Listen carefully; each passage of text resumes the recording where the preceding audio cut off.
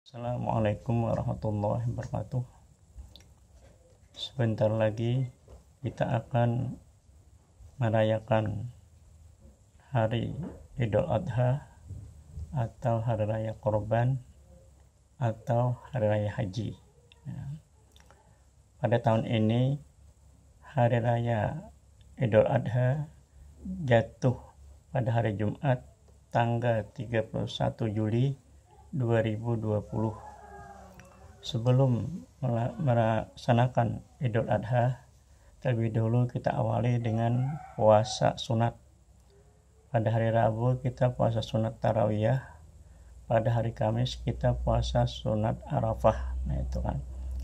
Kemudian pada sorenya sudah masuk takbiran. Jadi sore Jumat itu kita sudah mulai bertakbiran sampai malamnya, malam hari raya Idul Adha kita isi dengan memperbanyak membaca sholawat, memperbanyak baca tasbih, memperbanyak baca tahlil, memperbanyak membaca Al-Quran atau bacaan yang lainnya untuk mengisi malam Idul Adha. Pada subuhnya kita melaksanakan mandi sunat sesuai yang dianjurkan Rasulullah. Tapi bagi yang malam itu membunuh Belanda, maka niatnya jadi berubah, yaitu sahajaku mandi hadis besar beserta mandi Idul Adha karena Allah Ta'ala.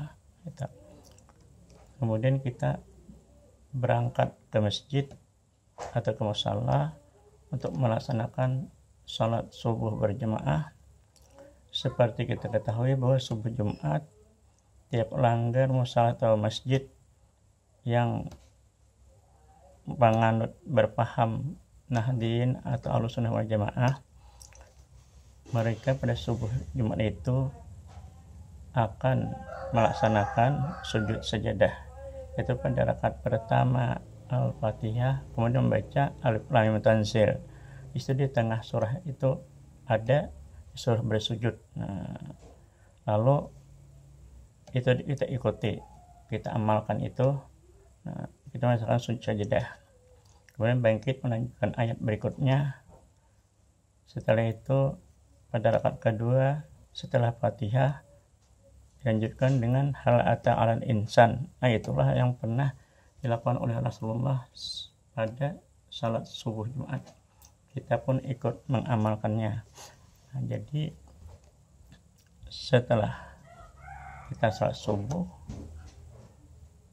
kita takbiran, kemudian wiritan, doa, lalu kita bersalam-salaman pulang ke rumah masing-masing. Ternyata di rumah istri kita atau anak kita perempuan yang bantu ibunya sibuk memasak kue.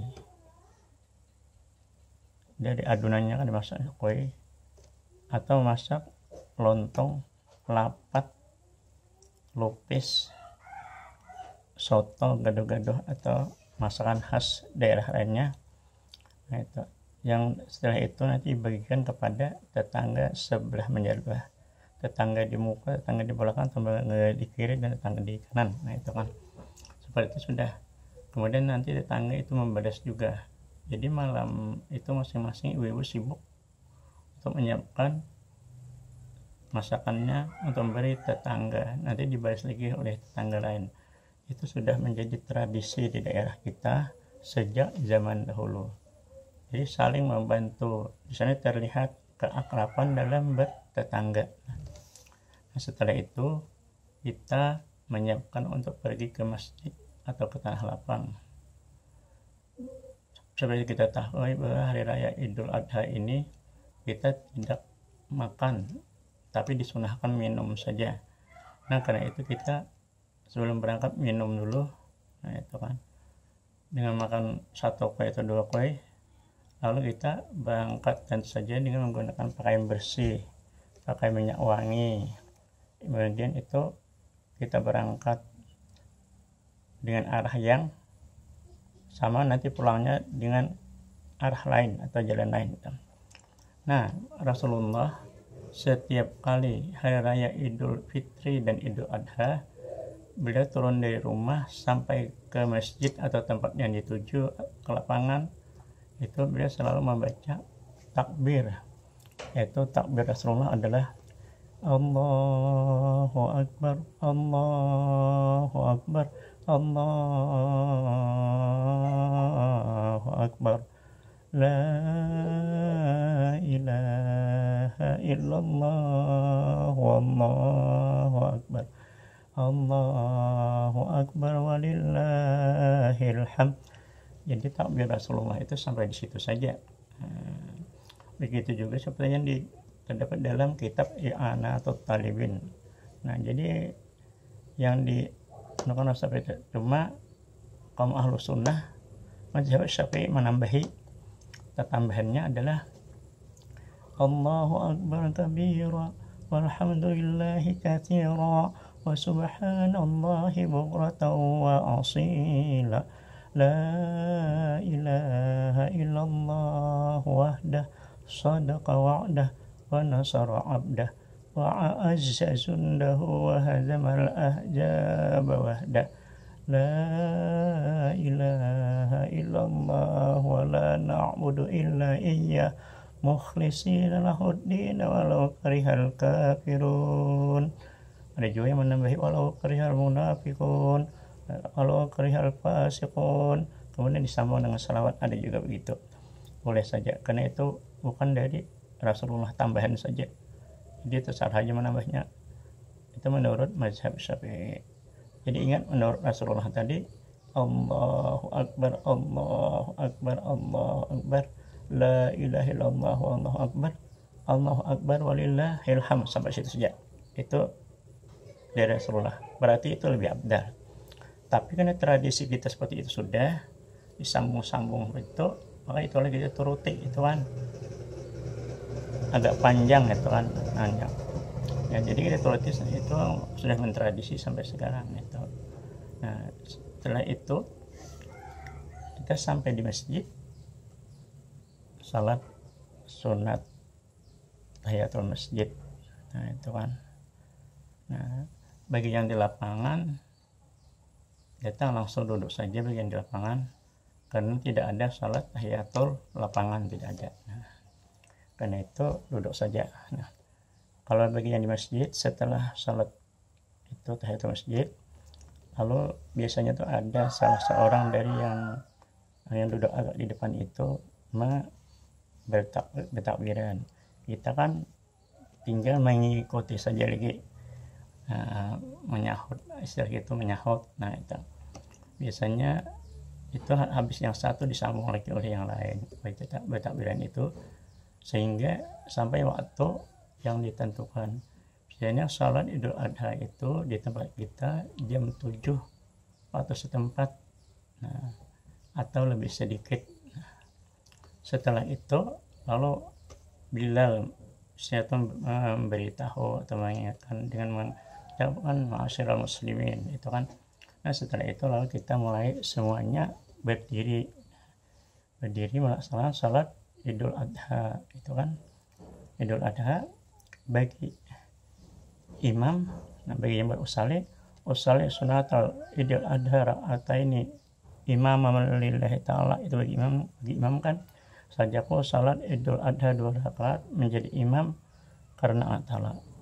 Bagi yang makmum, usali sunatal Idul Adha ra'ataini makmuman lillahi ta'ala. Jadi sajaku sembahyang Idul Adha 2 rakaat menjadi makmum karena ta'ala. Bagi yang di rumah, nah itu kan, tidak ke masjid karena sakit atau uzur yang lainnya, usalli sunatal Idul Adha ra'ataini lillahi ta'ala. Sajaku sembahyang sunat Idul Adha 2 rakaat karena ta'ala. Seperti kita ketahui bahwa pelaksanaan salat Idul Adha ini adalah sunat. Nah, menurut Imam Syafi'i sunat muakkad. Nah, itu artinya sunat yang sangat disuruhkan. Nah, itu. Nah, setelah itu imam itu mengangkat takbir, ada yang demikian juga boleh, ada yang kesini juga boleh. Allahu Akbar, lalu imam baca Allahu Akbar kabir atau doa iftitah itu kan. Setelah iftitah lalu imam mengangkat takbir lagi. Nah, Allahu Akbar, lalu membaca subhanallah walhamdulillah wala ilaha illallah wallahu akbar. Allahu Akbar. Demikian imam kita turuti sampai 7 kali mengangkat takbir. 7 kali mengangkat takbir, tasbihnya subhanallah walhamdulillah wala ilaha illallah itu 6 kali jumlahnya. Karena sekali takbir baca tasbih, sekali takbirnya takbirnya 7, tasbihnya 6. Nah, seterusnya kita ikuti terus imam, lalu bangkit lagi pada rakaat kedua, imam mengangkat takbir Allahu Akbar, lalu imam baca subhanallah walhamdulillah wala ilaha illallah Allahu Akbar. Rakaat kedua itu takbirnya 5 kali. Nah, 5 kali rakaat kedua. Itu habis itu imam membaca Al-Fatihah. Al-Fatihah membaca ayat hal ata. Kalau yang pertama tadi kan membaca Al-Fatihah, membaca ayat sabihis, dan kan yang kedua baca hal ata. Boleh juga lain pada surah itu dibaca, boleh saja itu kan. Nah, setelah itu kita ikuti imam terus sampai selesai, sampai salam. Nah, setelah salam itu lalu salah seorang membaca takbir lagi atau bertakbiran lagi, 1 orang atau 2 orang. Setelah itu baru khatib naik ke atas mimbar. Ingat, di hari Idul Adha ini setelah salam itu boleh melanjutkan takbiran, tapi kalau salat Idul Fitri setelah imam salam tidak boleh lagi bertakbiran. Itu bedanya itu kan. Jadi karena itu kita bertakbiran lagi setelah 1 orang atau 2 orang, artinya setelah 1 orang disambung yang 1 lagi. Setelah itu baru itu ma'asyiral Bilal, lalu khatib naik ke atas mimbar. Dia mengucapkan, sebelum melanjutkan itu dia mengucapkan takbir 9 kali. Nah, Allahu Akbar, Allahu Akbar, Allah 1, Allahu Akbar, Allahu Akbar, Allahu Akbar, Allahu Akbar, Allahu Akbar, hingga itu 9 kali. Setelah 9 kali dia mengucapkan alhamdulillah dan seterusnya. Nah, itu kan biasanya isi khutbah itu adalah tentang napak tilas perjuangan Ibrahim, pengorbanan itu Ismail, atau yang isi khutbah itu ada hubungannya dengan masalah Idul Adha, Idul Kurban. Bisa juga khutbah itu ditentukan oleh Kementerian Agama, dibagi ke seluruh kan daerah-daerah, bisa juga supaya seragam isinya, bisa juga demikian. Kalau itu terjadi, alhamdulillah khatib tidak lagi memikirkan itu kan. Nah, kemudian habis selesai duduk sebentar, lalu khutbah kedua. Khutbah kedua itu mengucapkan takbirnya 7 kali. Setelah itu dia alhamdulillah dan seterusnya. Nah, itu sampai akhir itu kan. Nah, itu. Setelah itu khatib keluar, biasanya bersalaman itu kan. Nah, setelah salaman itu pulang ke rumah masing-masing.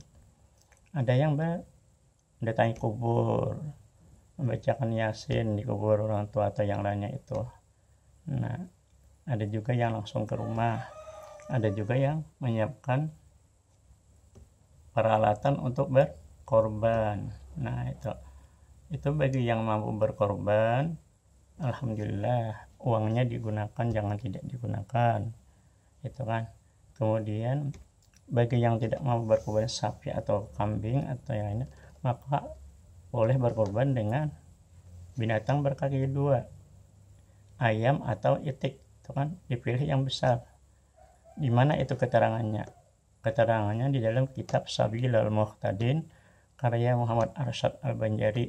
Nah, jadi di situ bila orang itu tidak mampu berkorban dengan binatang yang berkaki 4, maka disuruh dia berkorban dengan binatang yang berkaki 2, artinya menyembelih ayam atau menyembelih itik.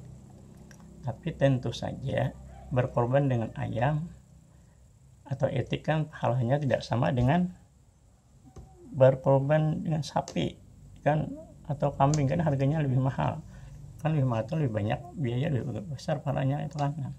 Nah itu seandainya berkorban sapi kambing tidak mampu, itik atau ayam juga tidak mampu, maka laksanakanlah salat 2 rakaat. Pada rakaat pertama membaca surah Al-Fatihah, pada rakaat kedua membaca Qul huwallahu ahad atau surah Al-Ikhlas. Nah itu kan. Kemudian pada rakaat kedua begitu juga, setelah Fatihah baca juga surah Al-Ikhlas. Nah, atau Qul huwallahu ahad, Allahus samad, lam yalid wa lam yulad wa lam yakul lahu kufuwan ahad. Itu dibaca 3 kali. Maka di dalam kitab Al-Fadail itu dikatakan bahwa orang yang melaksanakan salat sunat 2 rakaat dengan ayat yang disebutkan tadi, maka dia dapat pahala sama dengan pahala orang yang berkorban. Jadi bagi yang tidak mampu, tidak usah gelisah, tidak usah merasa rendah diri, kerjakanlah salat sunat 2 rakaat setelah kita melaksanakan salat Idul Adha di masjid atau di lapangan, pulang ke rumah laksanakan itu. Jadi sama saja, kita hanya penting pahalanya, nanti di akhir kelihatan balasannya. Nah, kemudian selanjutnya kan ada hari tasyrik ya. Jumat, hari raya tanggal 10, tanggal 11, tanggal 12, tanggal 13 itu hari tasyrik. Bagi yang hari Jumat tidak sempat berkorban, maka boleh hari tanggal 11, hari Sabtu, hari Minggu sampai hari Senin itu kan. Karena hari Jumat, Sabtu, boleh tanggal 3 itu tetap korbannya diterima. Nah, dan pada hari tasyrik itu kita tidak boleh puasa orang yang biasa puasa yang setahun itu, ada kan masyarakat kita ya puasa setahun, karena itu mereka tidak selama 3 hari tambah hari raya itu kan tidak boleh dulu mereka berpuasa. Dan pada itu masih digemakan takbir, jadi mulai tanggal 10 hari raya 11, 12, 13 digemakan takbir, terutama setelah salat wajib. Salat wajib itu kan, nah, jadi pada salat-salat saja dia. Kalau Imam Syafi'i malah membolehkan pada salat sunat itu kan takbir demikian. Demikian, sebagian salah khilaf, mohon maaf. Akhirul kalam, assalamualaikum warahmatullahi wabarakatuh.